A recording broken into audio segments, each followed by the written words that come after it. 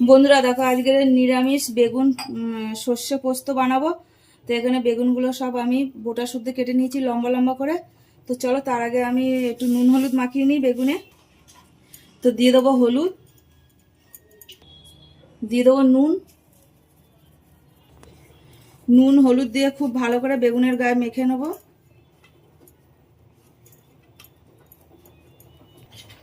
এবার বেগুনগুলো ভাজার জন্য দিয়ে দেবো।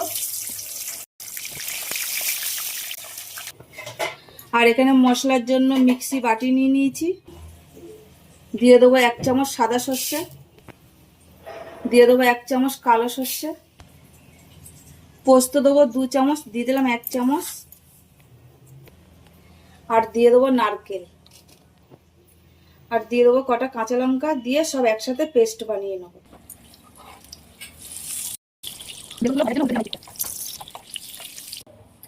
বেগুন ভাজা হয়ে গেছে, আর উঠিয়ে নেবো। এবার ওই তেলের মধ্যে ফোড়নে দেবো কালো জিরে। এবার সর্ষে পোস্ত আর নারকেল বাটাটা দিয়ে দেবো। দিয়ে দেবো হলুদ,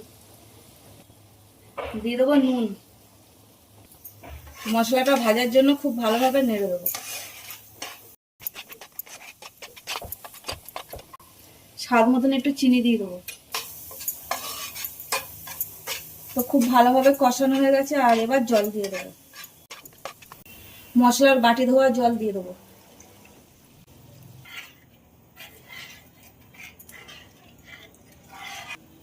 এবার বেগুনগুলো দিয়ে দেবো। কটা কাঁচা লঙ্কা দিয়ে দেবো। ফোটার জন্য ঢাকা দিয়ে দেবো।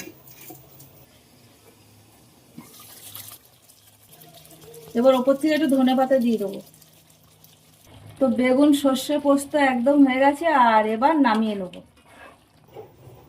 তো বন্ধুরা দেখো, বেগুনের নিরামিষ সর্ষে পোস্ত কিন্তু একদম হয়ে গেছে।